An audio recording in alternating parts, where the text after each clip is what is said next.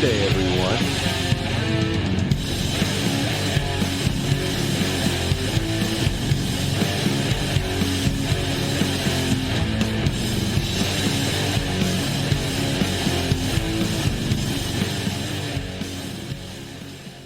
How's everyone doing on this hopefully lovely Sunday morning? This is your first time hearing this. This is a special episode that we decided to do in light of the assassination of Jovenel Moise in Haiti. We were going to make it our Thursday night foreign policy show, but because we had some guests and we weren't sure if they were going to make it, they were kind of late in confirming before Moise, of course, got assassinated, which was kind of surprising and a shock, right? We were very excited to do this episode on the situation in Ethiopia and Tigray. And there was a young woman that came on the show before. Her name is Khadija. She did a show about like racism and AI. And she's Ethiopian. And she didn't want to do the show, so she connected with some people. Anyway, we ended up doing the Ethiopia show. We didn't know if they were going to be able to stay, the guests. So we had planned to do the bonus hour about Haiti, and the guests ended up staying. They were amazing guests, and stayed about an hour or so after hours. Great show, very informative.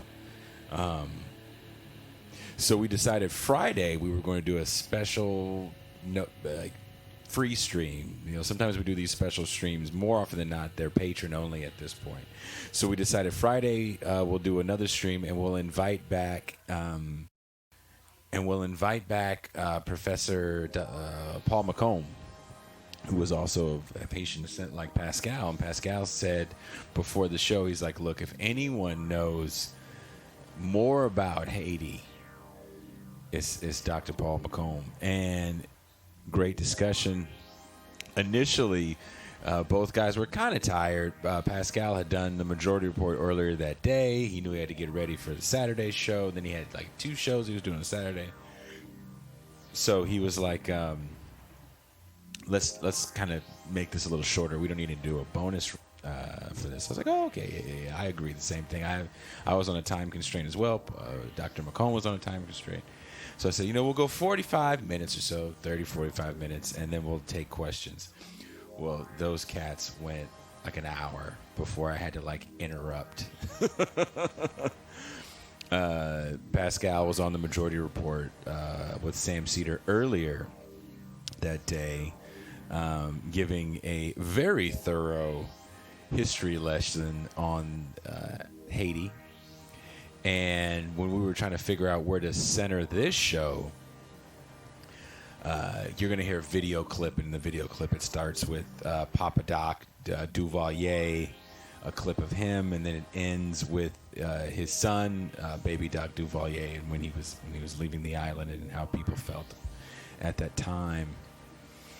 I was like, why don't we start it more contemporary with the Duvalier regime?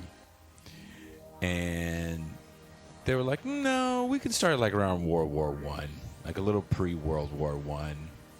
That'll really give it really good context. And I was like, all right, that's where you guys want to start it. Remember, 45 minutes. But I think that context was needed. Even if we would have started it in the 60s, it still would. They would have had to gone back then. So it was a great show. Again, amazing Marxist analysis from those two. I just got to sit back and watch and of course learn like everybody else. So I decided, you know what? Let me drop this for the Sunday episode, the Haiti show. So this is our very own Pascal Robert and Dr. Paul Mocombe. I know it's probably kind of strange to get like back-to-back episodes with a guest, but we were able to get Dr. Mocombe to come out of the woodwork. You know, he doesn't do a lot of these shows. He actually turns a lot down, especially now. He's turning a lot down. So we're very, very honored, very, very thankful that he was able to join us. If you want to watch this stuff live, the best way to do it, subscribe. Excuse me. It doesn't cost you anything. It's free. YouTube.com/This is Revolution Podcast. If you have the means and you'd like to help the show grow, become a patron. We do some special bonus patron shows. We're starting our now Ask Pascal show, which is going to be a monthly show. We just started doing our monthly phone calls with people. That's been kind of cool. We're getting back into movie night. We have a show. We call it the Nerd Night Show, where we talk more so about pop culture and tie that in with politics. So maybe we have to find a different name for that. But we decided the Ask Pascal show we're going to call the Mau Mau Hour with Pascal. I like that. Bajlan thought it up, and I'm like, that works. I like that. It's a beautiful ring to it.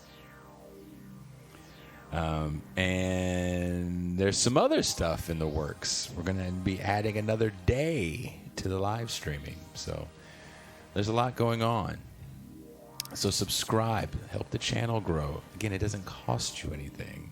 Wherever you're listening to this show, there's links in the description to all of our social media so you can follow us.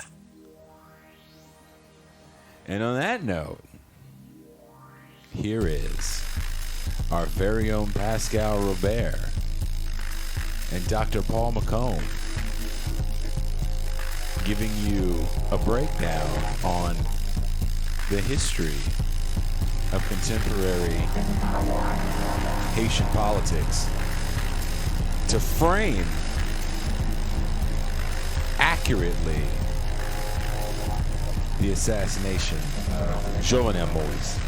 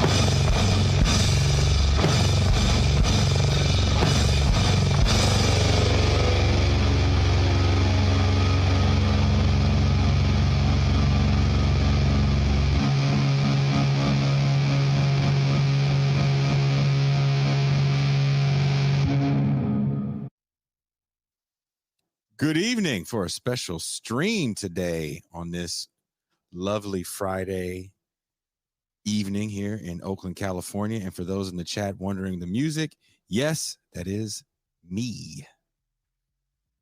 I play all the music that you hear on the show, even the chill stuff. I make it. I had to stop doing music when the pandemic happened, and this is the closest thing I have to touring, is doing these live shows with you guys and my best Haitian friend, who is joined by his best Haitian friend. It's just a bunch of best Haitian friends today. He blew up the Majority Report.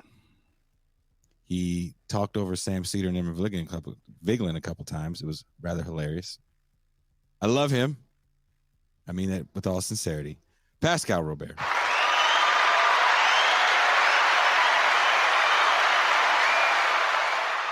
Peace and greetings to the chat. Peace and greetings to the audience. Peace and greetings, Jason Miles. And before we bring on our next guest, who also blew up the spot just a few days ago on our Tuesday show, let us play the Haiti intro video.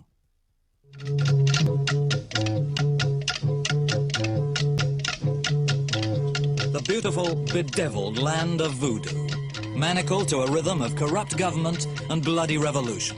Haiti, and in the heart of its capital, Port-au-Prince, the presidential palace. From this stately arsenal, an isolated, despairing nation's ruled by a man who is everywhere. No other land has such sickly impact. You see his iron grip in the guns of his chosen. You feel his menace in the pit of your stomach. You hear his presence in the silence of his subjects. Papa Doc, Dr. Francois Duvalier, spiritual leader and president for life. His years of absolute power have brought terror to his people, ruin to his country, and the inescapable threat: whoever destroys Duvalier destroys Haiti. With the recent assassination of Haitian President Jovenel Moise, Haiti is currently at a tipping point. On this episode, we will look at the who, what, where, and why to inquire as to what forces could have possibly been behind the assassination of Haiti's President Jovenel Moise. This is Revolution. Thousands of Haitians made a pilgrimage today to Gonaïve, a city north of Port-au-Prince where 3 students were shot to death last November. They were remembered as martyrs at a mass celebrating the fall of Duvalier, which was also hastened by pressure from the Catholic Church. The church and the army are now the 2 strongest institutions in Haiti. So far, both support the new government. The government let 3 special flights land today at the Port-au-Prince airport. An Air France flight from Paris carried 3 army officers who had accompanied Duvalier last Friday. Protestant missionaries made up most of the passengers bound for the U.S. Perhaps it's safe, perhaps it isn't. We don't know what the next few days might bring, so we feel like we should go out for a little while. But not everyone at the airport was leaving. Haitians are not yet allowed to leave. Some foreigners who can leave are choosing to stay. We're going to stay. We're not going. Do you think the change of government is going to help you do your missionary work? I believe we're going to see a great change in Haiti. But some things won't change soon, even with free elections. Pervasive poverty, widespread illiteracy, and a tragically high infant mortality rate can't be cured at the ballot box. Learning that may be Haiti's first lesson in democracy. Reporting from Port-au-Prince, Michael Putney, News 4. All right, well, let's bring in our guest, special returning guest, Dr. Paul Mocombe. Thanks for having me, gentlemen. You guys are going to get into a conversation about contemporary Haiti. There's probably going to be questions flying on the chat. So these guys are going to talk for about 45 minutes. And then the last 15 minutes, we're going to take your questions. And Super chats. The super chats definitely are open. And I'll let you brothers get to it. I'm very interested to be a participant as well in this conversation. Well, all right, Brother Paul Mocombe. First of all, I say to the Haitian community, overall to the Haitian diaspora in this time of crisis for the Republic of Haiti, the ancestral homeland of myself and Paul. Now, for those of you who watched the Majority Report earlier this afternoon, I did a kind of quick deep dish dive into the history of Haiti from the Haitian Revolution up until modern times. I don't think for the sake of this podcast, due to the limited time, we're going to go through all that history. If you want that deep dish dive, go check out the Majority Report episode we did today. What Paul and I are going to do is we're going to cover Haitian history to the contemporary moment from the U.S. occupation of Haiti in 1915 up until the current crisis with Moise, because there's a lot of parallels behind the realities that gave birth to the U.S. occupation in 1915 and the current situation. First, Paul, to give us context, because I know you are more well-versed on the history than I am, what were the phenomenon from the geostrategic to the political consequences in Haiti that manifested in causing the U.S. occupation of Haiti in 1915? Well, a couple of things. To begin with, there is the assassination of the then president of Haiti, Vilbron Sam, who was assassinated. What year?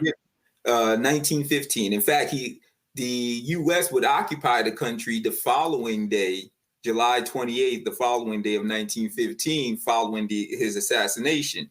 So what brings about, we have to understand the political economic position of Haiti at the time, which would bring about this occupation of Haiti.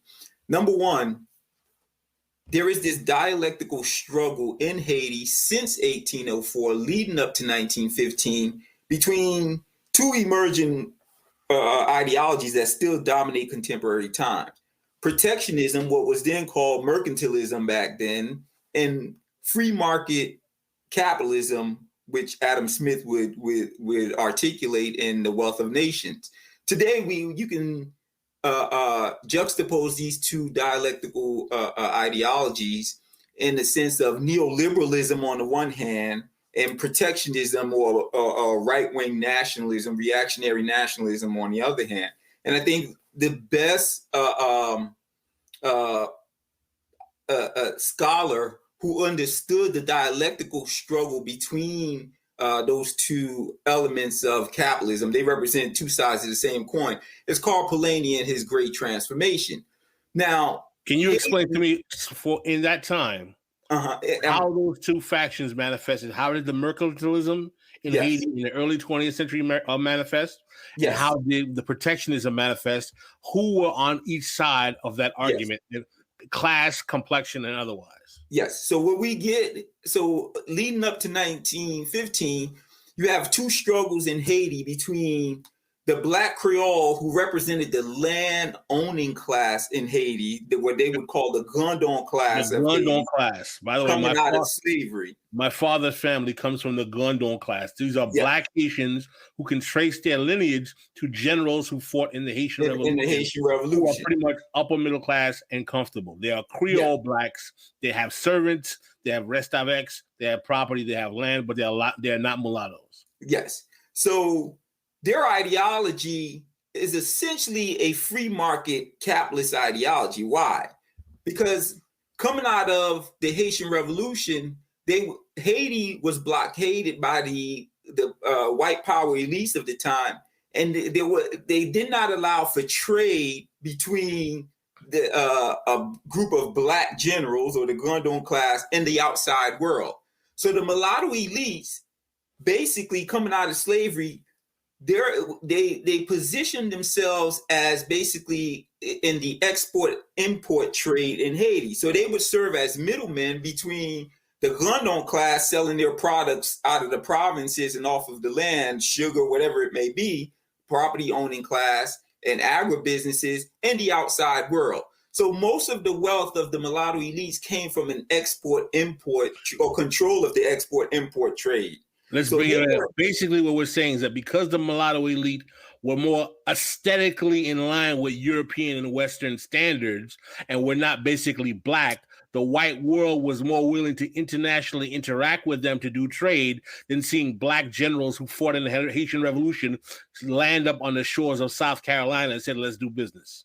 So they essentially control the price of export goods and import goods. So whereas on the one hand, they wanted to protect the import-export trade, have a monopoly over that trade against the white world, the Gondon class, on the other hand, they preferred free market capitalism where they can freely trade whatever group they could, whatever group they wanted to trade with. So this struggle between what are essentially two capitalist class would lead to political struggle over control of the Haitian state. And this is what would lead to the assassination of not only Dessalines, but also the assassination of Sam in 1915. So it is this struggle between these two groups have plagued Haiti from 1806, 1804, all the way up to contemporary times. It is control over the state and the apparatuses of the state, which has no authority over the masses of people. The state, because it lacks any form of revenue, any sort of way to tax the people, etc., basically have no authority over the people. They're only when you say the people, you're talking about who? Go ahead. The grassroots. Yes, or pejoratively called paysans, the peasant class, habitants, the people out, the voodoo sector, etc., which make up at least 70 to 75% of the Haitian population. Yes. So the interests of these two groups converge, and their interest is twofold. One, displace the for the Gondon class, displace the masses off of the land in order to acquire as many acreage for agribusiness as possible, and into the capital city where the mulatto elites in the Gondon class can use them as a lumpen proletariat, a reserve labor to work in factories, etc. So it's a dialect. So let's understand something. We're talking about a beef, an economic ideological beef between two bourgeois classes, a black bourgeois class and a mulatto bourgeois class, both fighting over how they basically can oppress 75% of the population who are directly descended from Africans. Correct or incorrect? Absolutely. Absolutely. And this struggle, now, the mulatto class would be basically, they would, this struggle between these two classes to push the masses off of the land and into the cities to serve as a reserve labor force would be used by the Americans to basically, during this whole manifest destiny of the 19th and 20th century, America would use this to their advantage. They would attempt to infiltrate, like they did in Latin America, infiltrate Haiti, provide land for companies such as United Fruit Company, Reynolds Aluminum, for example, which was in the southern part of Haiti, and control that agribusiness that the Gondon class would have. So what you would find in reaction to the Americans attempting to gain control over the agribusiness in Haiti, the Gondon class would grow more nationalistic than your mulatto class. Not to say the mulatto class weren't nationalistic, but the Gondon class tended to be more nationalistic because they viewed the infiltration of outsiders into the politics of Haiti as attempting to undermine their economic power. The sovereignty and also the racial legacy. Yes, of Dessalines. So this was a false sense of nationalism. Because what happens is that the Grandon class has Dessalinian black nationalism, but not Dessalines' notions of democratizing the economy of the country. Absolutely. I would make the argument that the Grandon class is more the inheritor of only Christophe than Jean-Jacques Dessalines in some way. No, I would support that argument. Absolutely. Now, what we find is this dialect. So there is this dialectical struggle over the state to maintain their economic position. The mulatto elites in control of the import-export trade, and the Gondon class in control over the agribusiness coming out of the provinces of the country. So in attempting to do so, they displaced the majority of the people. Remember, following the assassination of Dessalines, the majority of the masses moved into the provinces and into the mountains, away from any form or any affiliation with the corvée system that Dessalines and Toussaint and Christophe to some extent attempted to implement. So the whole emphasis of the majority of the masses was land ownership so that they can grow agricultural products via the Lacou system, which contradicted the attempt of the Gondon class to expand their land ownership for agribusiness purposes. So when let me interject. Go ahead. The Gondon class, the Gondon are the black Creoles. In other words, black, like my father's family, who were born on the island, who had land, inherited from the generals. Even back from the beginning, they basically wanted to maintain their agribusiness farmland as large-scale plantations with the peasant voodoo sector working as almost like slave labor, and they're reaping the benefits and allowing mercantile capitalism to continue, while the mulatto elites wanted to take the profits and some of the merchandise that was being generated from the Gondon class and trade it internationally. And sometimes, obviously, because Haiti was under a blockade, they would be doing that under black market circumstances, but they would still want to be shipping and trading, and they became controllers of the export-import business, and that gave them access to a larger scale degree of wealth and economic opportunity. But the peasants wanted to implement the Laku system, which is a voodoo cultural-based communal farming system that's a farming cooperative, which allows them to cooperatively grow their crops together, pool their resources in their crops, go to market and sell their crops in the commercial market in Haitian society and generate the profits and share them amongst themselves. Correct or incorrect? Absolutely. And this mulatto class would also be supplemented by Germans, foreigners, Arabs, Syrians, who would also join them as part of this because this urban elite in control of the export trade following the American occupation. So what you find under the American occupation is this insistent push to get the peasants off of the land and into the capital city. So this incessant push from 1915 to today has led to the agriculturalization of the Haitian countryside. So as American companies started to obtain land from the Gondon class and remember, if you understand, under the occupation, there's this alliance that would take place between the Gondon class as well as the peasants as they attempted to fight against the American takeover of the Haitian countryside. That's correct. So you would find the black elite would side with the black peasants against the U.S. because they used their racial solidarity to see them as a threat to that's where you get the Cacos Rebellion. You have a lot of black elites fighting in the Cacos Rebellion, which is a rebellion of Haitians against the U.S. occupation under the protection of the Haitian sovereignty.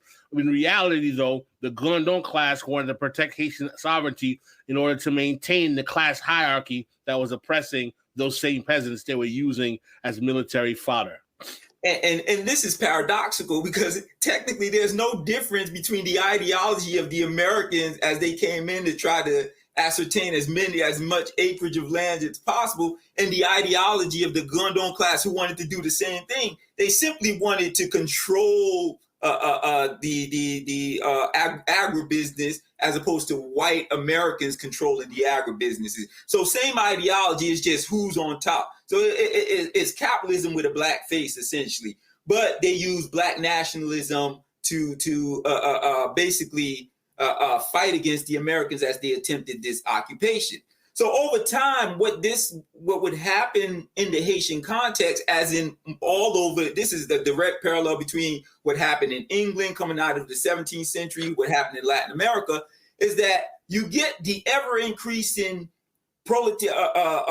movement, this push and pull between the peasants moving to the cities, looking for work, because as the people are displaced off of the land, there's no way to feed their families now. So now they have to go to the cities, to the capital cities, where they're looking for industrial work to supplement their income. So what you find from 1915 to contemporary times is this ever-increasing proletarianization of the Haitian peasantry into the capital city of Port-au-Prince. So whereas coming out of 1915, there's about 100,000 people in Port-au-Prince. Contemporarily, there's over 3 million people in the capital city that was only built for 50,000 people. because this push and pull off the land. And this is clear, as we will see when we get to what would happen under Martelly and contemporarily with Jovenel Moise. So it is this constant struggle as the peasant class moves into the urban centers. There's no jobs, there's no work, there's no means of making a living. You're no longer on the land where you grew your own crops and had your own home. Now you're in the capital city where you have to sell your labor power to obtain a means of making a living. So this played in the hands now of the mulatto class, who saw this as a means to basically supplement their income by allowing industrial work, assembly capitalism, factory capitalism into the Haitian state. So now, with the building that with international actors, with foreign power. Yes. So now there's a shift.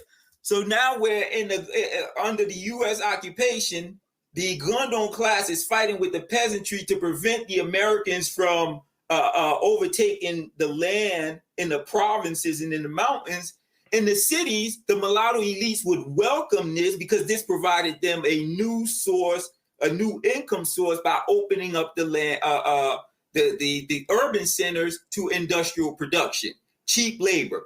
And it is this push to ask to turn Haiti into a cheap labor force in the Western Hemisphere that would give rise to the contemporary problems we're seeing in Haitian society today. As the mulatto elites now, their investments shift from export-import trade. Now, but they're not mulattoes anymore. Now they're the oligarchs. No, now they're an oligarch, absolutely. Because so we see a transition. Whereas the mulatto elite, supplemented by Germans as well as Syrians and a group of Middle Eastern who start coming into Haiti in the late 19th, early 20th century. Yes, and because even though they were poor when they came in, because they had international trade skills and connections, and they were also white or fair complexion in appearance, could engage in international trade and begin to monopolize market share of the international trade. Starting with in the U.S. occupation, but particularly in the post-World War II era. Absolutely, correct? Absolutely. So what you have is this transition with the emerging oligarchy, who now shifts their investment from export-import trade. They still control this import-export trade, but now there's a new investment into opening up the Haitian market to assembly factories. And this becomes a cheap labor force for America because there's no need now to go to Vietnam, China, etc. Whereas it's in your own backyard, it becomes cheaper as opposed to importing things from China and elsewhere.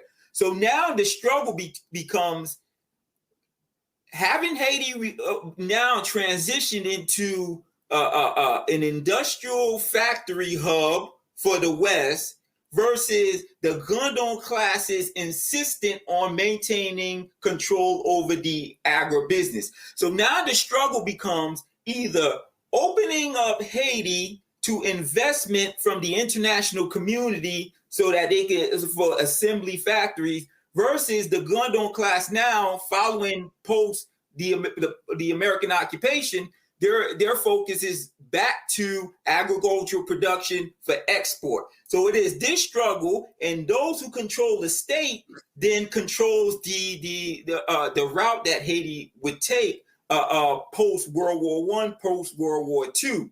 So from 1934 till the end of when the American occupation ends to contemporary times, it is this struggle between the urban elites attempting to open up Haiti to foreign investment in industrial production versus the Black nationalist class. And of course, I'm trying to condense this, so there's some intermixing, of course, who wants to maintain Haiti as an export agribusiness society, an agricultural society.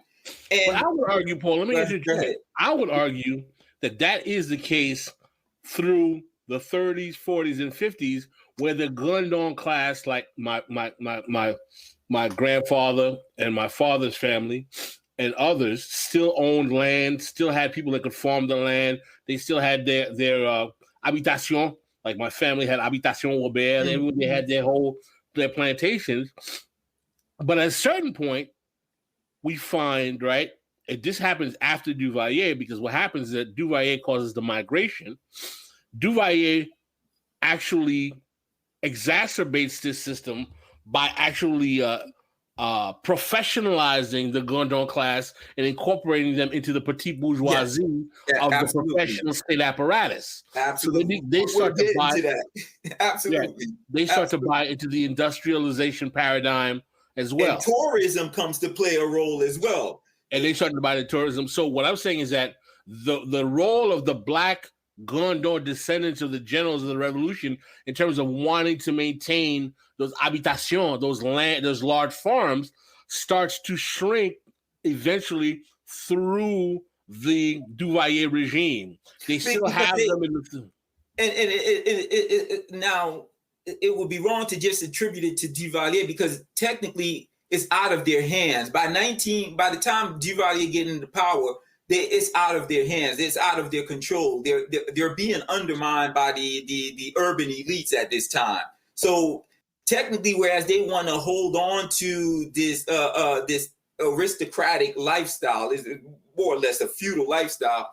By 1950, it's out of their hand. The urban elites are in control with the aid of America. They're in control of the state, and every policy that's implemented is to undermine the Gondon class. It's to right, and up until 1950, the urban elites generally were mulattoes, but because of, I believe it was Dumas Estimé, he started to incorporate more blacks into the urban elites, government positions. Absolutely. So by the time Duvalier comes into power, there's a professionalization of the Gondon class that is taking place. He would exacerbate what Estimé starts. Duvalier would exacerbate this professionalization. So what that basically means is that the Gondon class, who was a big plantation, a big landowning farmer who had a plantation, who was still an elite, now becomes professionalized as like head of this Haitian cement company or head of the Haitian state accounting firm. He gets some education or some vocational training, and he's running state apparatuses from Estimé going on to Duvalier. And they also realize he's also having his land squatted on by peasants. And he's not paying attention to the land anymore. Absolutely. So there's this. So what happens under Duvalier? There's also this push or this realization that the only means to economic gain, and this is the transition that would take place and dominate contemporary Haiti today, is the fact that the only means to ascertain economic growth or economic gain for the Black Gondon class was control over the state itself. So as middle managers for the elites, which is why, since under Geoffroy, you would have this politique des doublés in Haiti. The Gondon class realized, okay, the masses will protest, but if we play on the nationalism of the masses, we can get our policies implemented. So, long story short, at this time, we're stuck in this struggle between this urbanization of Haiti by displacing the masses off of the land, who now must turn to the cities as a lumpen proletariat, looking for work in assembly factories and in the tourism industry as well. So the same thing that would happen in Jamaica in the 70s and 80s was happening in Haiti beginning in the 1950s going on up. And it is this struggle to either continue this policy, where now the struggle for the Gondon class becomes, okay, you're trying to remove us off of the land, so the only opportunities we have now is in control over the state. So now the struggle becomes the mulatto elites who want this ever-increasing urbanization of Haiti, and the Gondon class who want to participate it by serving as a professional managerial class in control over the state apparatus. And what's even funny is that both of them as the increase in the economic strength of the foreign oligarchs, the Arabs, the Syrians, the Europeans, and the German descendants get stronger and stronger, they both lose their position as the top of the bourgeoisie and become subservient to the foreign oligarchs. Yes, right? because absolutely. At what point in history do you see that really start happening? I would say beginning in the 1970s, you start to really see that. Really under Jean-Claude, after the death of Papa Baby Doc, and this, I'm sorry, after the death of Papa Doc, you start, and here I must say, my father's cousin is Michelle Bennett, so I have to, as a disclosure, full disclosure, I am related to Michelle Bennett, who was Michelle Bennett was the woman who was married to Baby Doc. So Baby Doc really lost control, whereas Papa Doc attempted to professionalize the Gondon class. I believe Baby Doc basically sealed his fate when he went too deep with the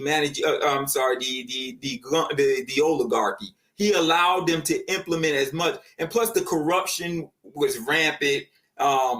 He lost control, and the mulatto elites basically became an oligarchy controlling the policy of the Haitian state, essentially. And the Gondon class basically was in place to execute and exercise whatever the oligarchy desired. But what's fascinating, right, is that you know that the foreign oligarchs supported Francois Duvalier, the father. They gave him political support because they realized he was going to neutralize their common enemy, which were the mulatto elites who they hated the most. And not only that, but remember, Francois Duvalier was an anti-communist. So right. And they viewed him, especially his push for the professionalization of the Gondon class as a partnership, essentially. Because now what you had under Duvalier is the oligarchy was able to control this push towards the urbanization of Haiti, and now you had the descendants of the Gondon class as the professional managers of this. Duvalier is violently antagonizing the mulattoes. Exactly. So now you start to see the rise of the Haitian oligarchy in control over not only the trade, but also the political apparatus through the professionalization of the black class, of the Gondon class that would take place under Duvalier. Many Haitians would go to school, study abroad, etc. So you see this marriage now, which is why you would see from under Papa Doc all the way to 1986 when Baby Doc leaves the country. There's this. You have factories have taken over all of Port-au-Prince. You see tourism all over Port-au-Prince. What's happening today in Jamaica, where people are vacationing in Ocho Rios, was happening in Haiti in the 1970s. Many of the Haitian black bourgeoisie, they praised the era of Papa Doc because they were able to have jobs in the apparatus as professional managers, etc. Right, which is why they like that's why they like the Jovenel Moise Martelly regime, because they believe that neo-devaluerism was going to bring back the good old days of the black political class. And the mulattoes, because they were displaced by the oligarchs, were fine with that as well. Oh, absolutely. Because it's a perfect marriage. You have peace and you were able to implement. There's a destabilization. There's a de-agriculturalization of Haiti that begins under Duvalier and takes us to contemporary times. So with the fall of Baby Doc, which is basically Baby Doc's problem is the fact that he was just ripe in corruption. It was just in your face. So by the time the Haitian masses rise up and Baby Doc leaves, there's basically a power vacuum then that emerges in Haiti, which Jean-Bertrand Aristide would fulfill in 1990. Now, Aristide's problem is Aristide attempted to undermine both the black professional class as well as the oligarchy. He basically wanted to. All he wanted to do was increase the the minimum wage in Haiti, and because the people were being exploited. You have a group coming from the mountains into the capital city who are willing to work for anything under the sun, basically 25 cents an hour, and then the people were being exploited. So for Aristide, coming out of the liberation theology of the Catholic Church, which some will argue parallels Marxist ideology and Marxist call for communism, he felt that, well, there needs to be a modicum of dignity by which the people, the masses of the people, the peasant class should live. So I would argue the mistake that Aristide made was actually alienating the black middle class and trying to depend on the mulattoes to back him as being sympathetic to his cause. Now, well, that's a later phenomenon, because you have to understand, when Aristide get into power, because he appealed to the people, and just like under the U.S. occupation, where the black Gondon class appealed to the people to salvage their agribusinesses, the same thing took hold. The black professional class gravitated to Aristide in the beginning as well, against the Haitian oligarchy in the beginning.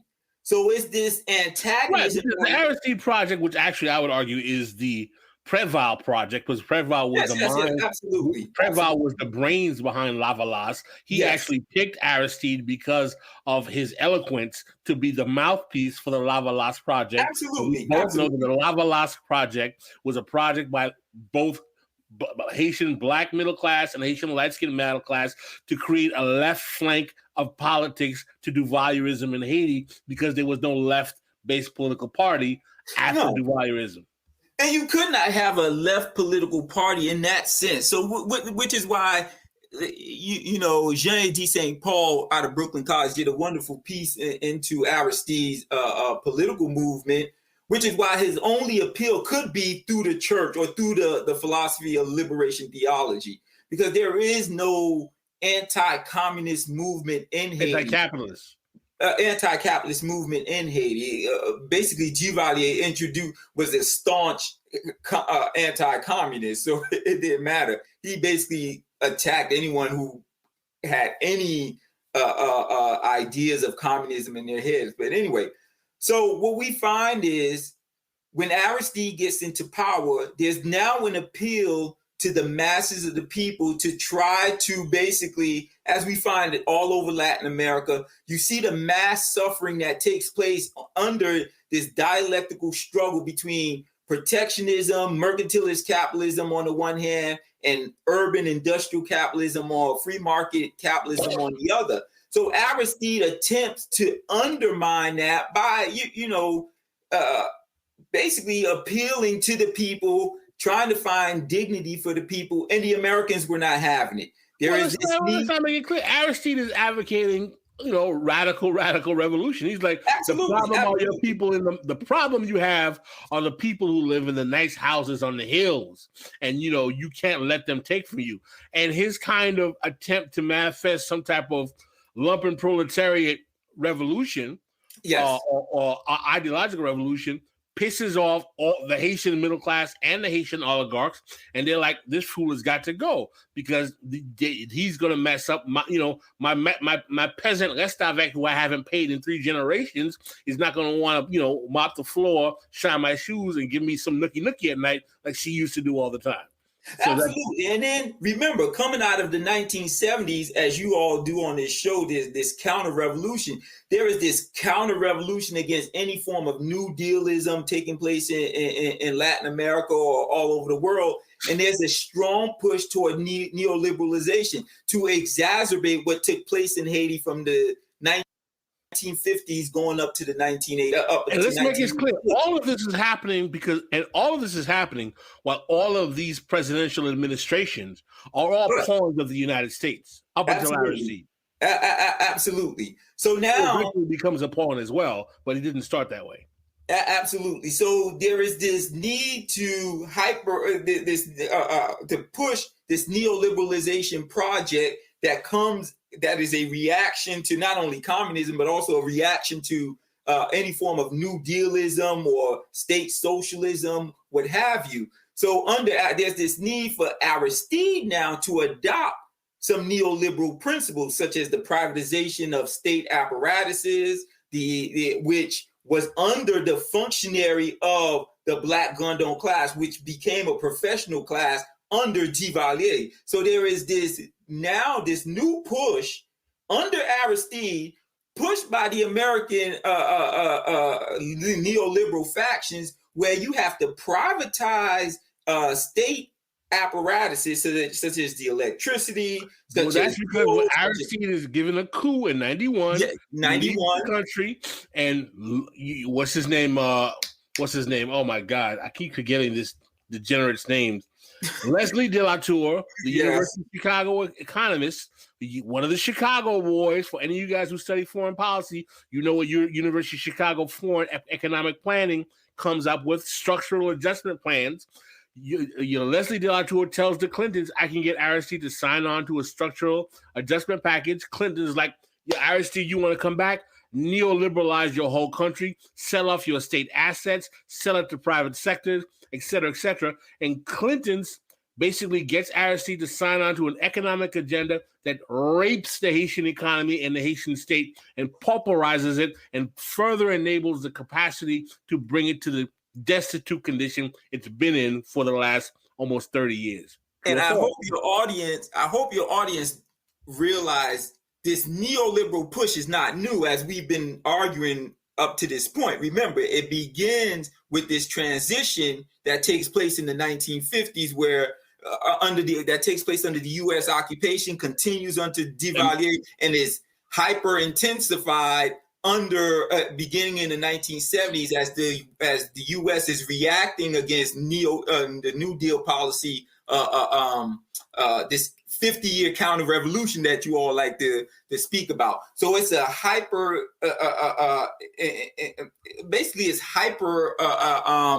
it's introducing neoliberalism, but it's just simply a continuation of what was happening in Haiti from the U.S. occupation up until 1986. It's right. Simply... So again, make this clear. Bill Clinton brings the nails and the wood to crucify the Haitian state with neoliberal policies under Aristide, with structural adjustment plans that sell off the telecom company, sell off the Haitian state cement and concrete company, sell off the digital telephone company, sell off all of the state assets. Privatize the ports. All of the assets that basically gave the state revenue was sold off under Clinton, largely to some of his buddies, that pauperized the country. And one of the reasons I'm not a fan of Aristide is that he is the cancer that allows the introduction of the Clinton into the Haitian environment.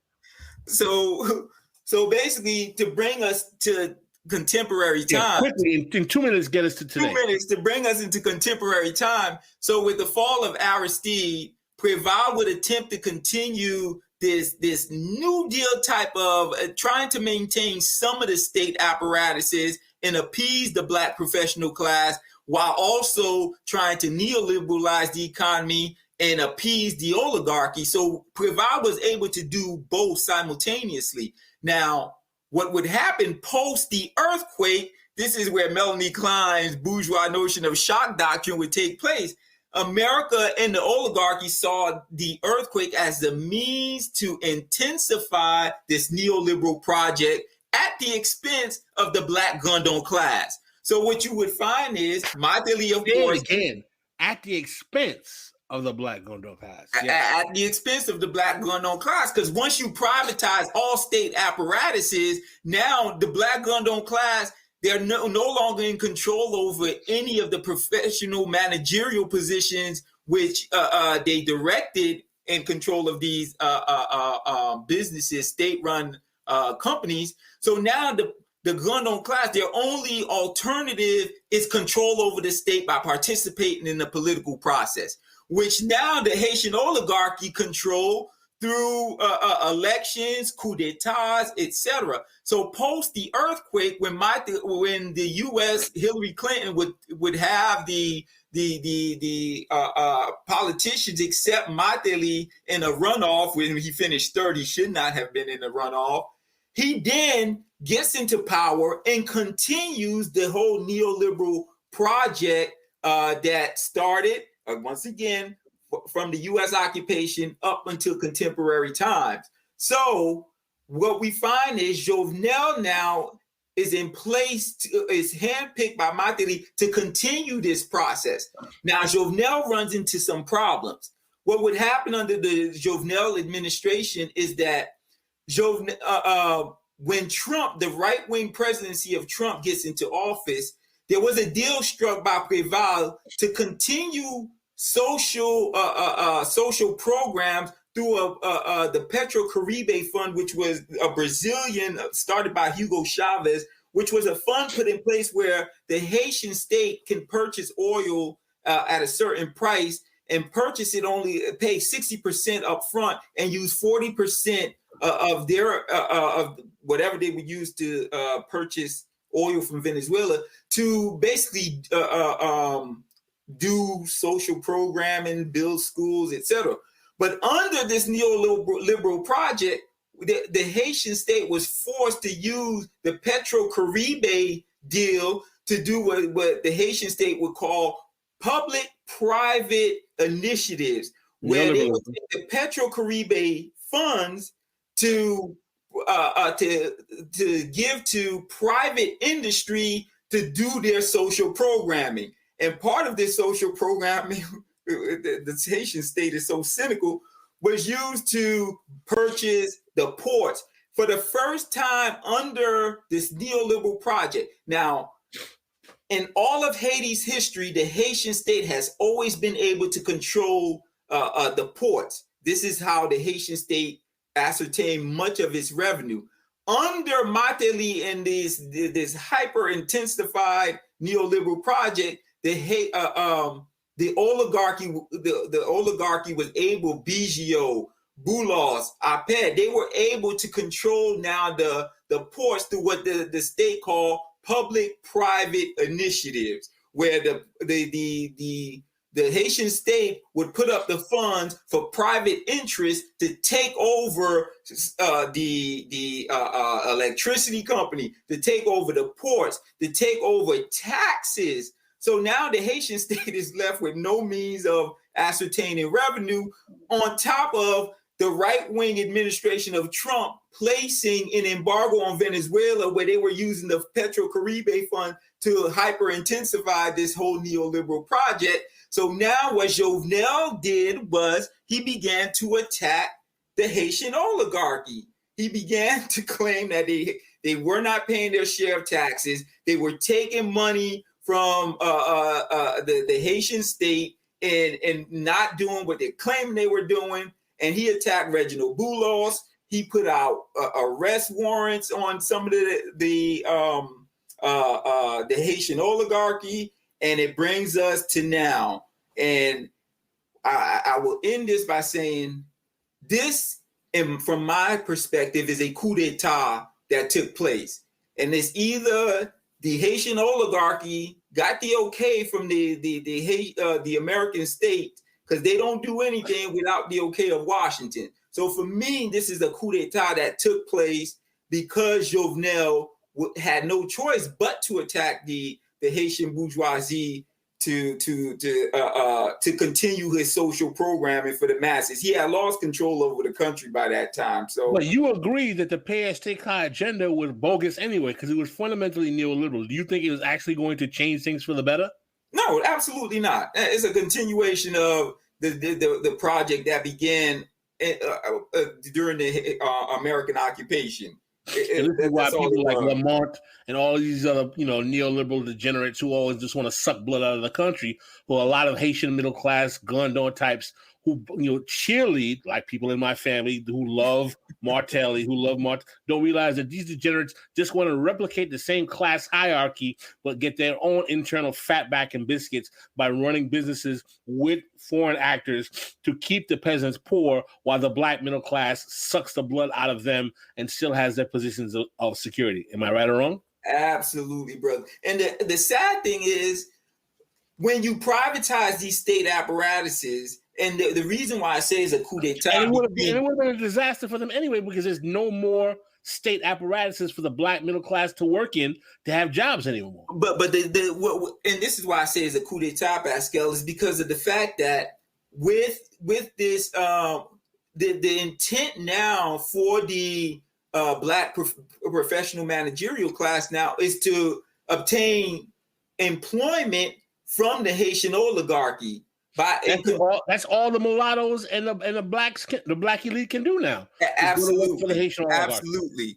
And this is why, for me, the way I see what's going on contemporarily, it has to be a coup d'etat with elements from the black professional managerial class and elements of the Haitian oligarchy saying, hey, we're losing control, because what was happening in Haiti because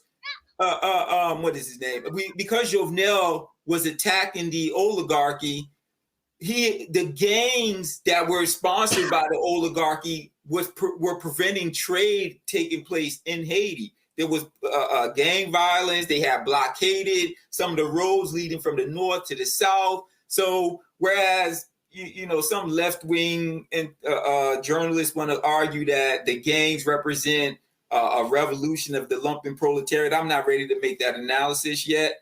But I think the gangs are being hired by both sides, by Jovenel as well as the oligarchy, to bang it out against each other.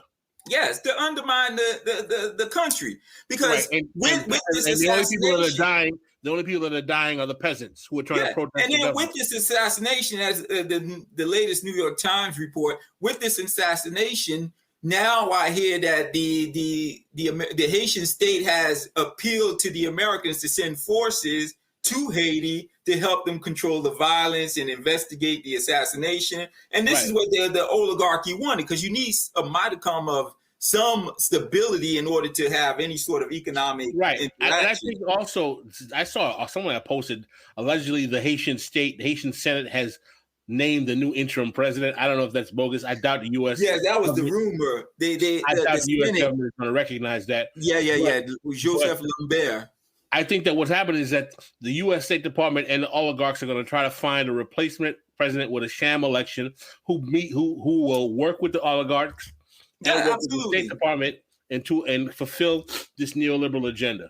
Yeah, they need a dark-skinned politique de double. They need a little dark-skinned peasant in control. All you gotta do is keep your mouth shut and do what we say. And on that note, I think it might be question time. We went originally we was gonna go 45 minutes. We're 55 minutes in. Sorry about that.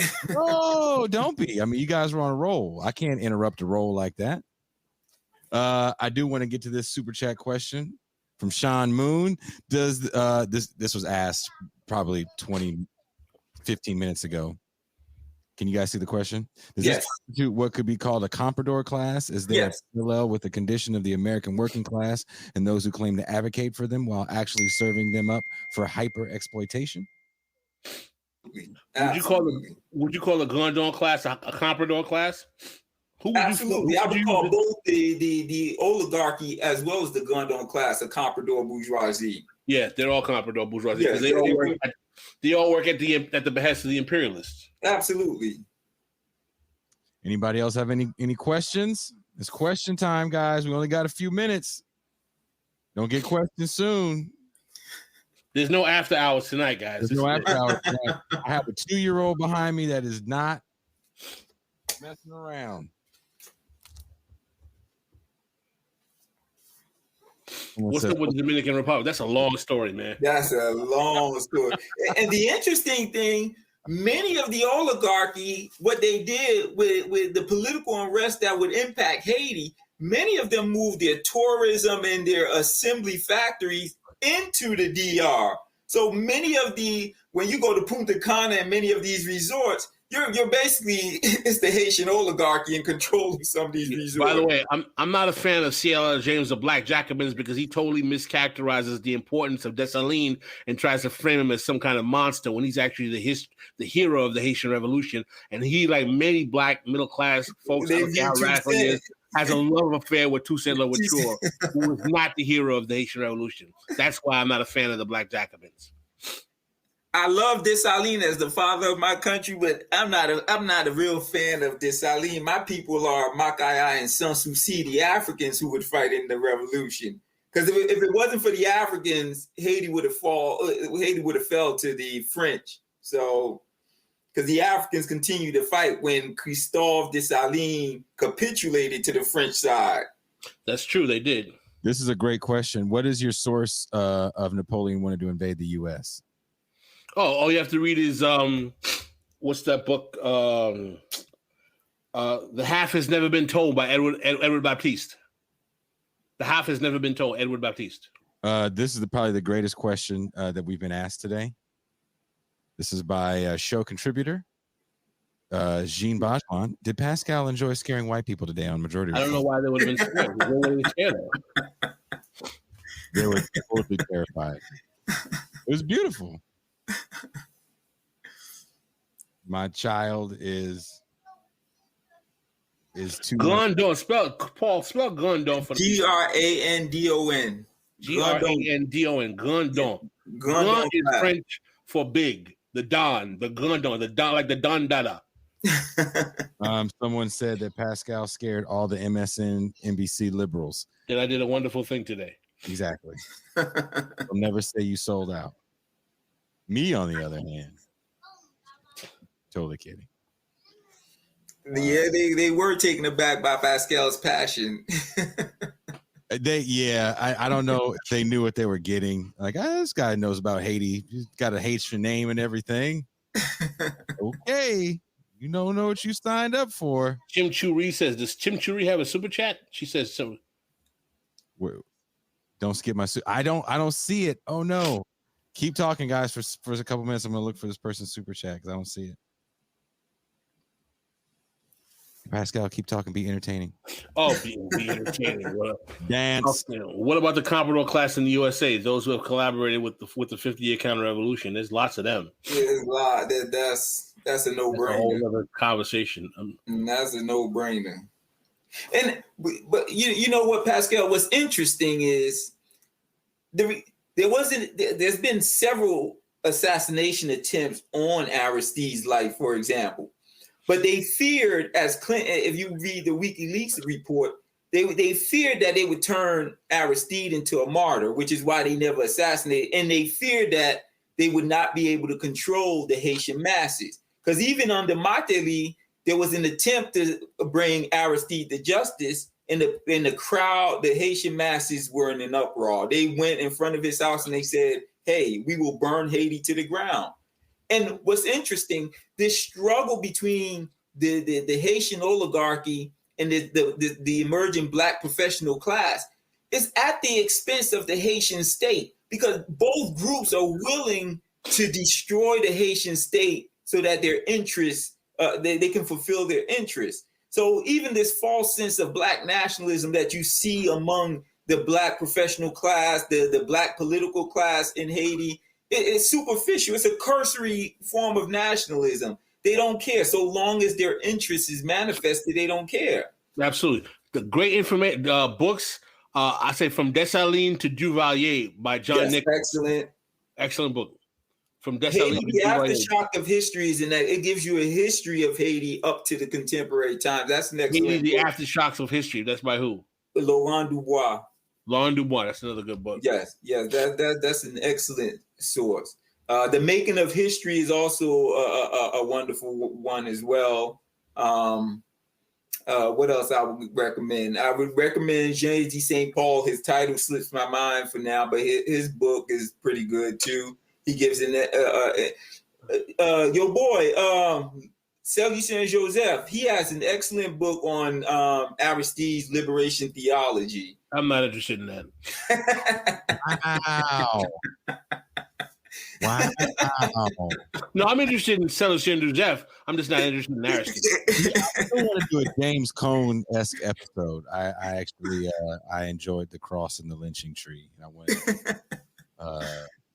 I'm not. No, Celestine Joseph is a great scholar. I think he's just too much affection for Aristide.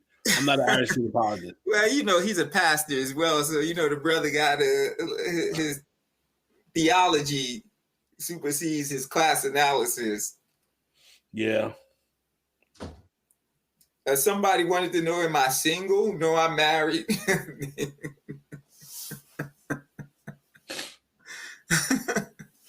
Damn. I think we can wrap it up, gentlemen. I'm Thank good. you guys so much for doing this. Thank you, Paul, for doing this kind of last minute. No problem. No problem, gentlemen. Paul's going back into his writing cocoon, so you might not see him on media for a while, but he's definitely will spit out some books. How many do you have? You said 20? Yes. 20 Can we books. get all your books on Amazon? Oh, every single one. Don't buy my books. Just read the journal articles on go to my academic page and read all my journal articles. Do you have a link books, to all the academic works? It should be on the academicu.edu, whatever that is, academic or ResearchGate as well. Yeah, that's or where Google my name.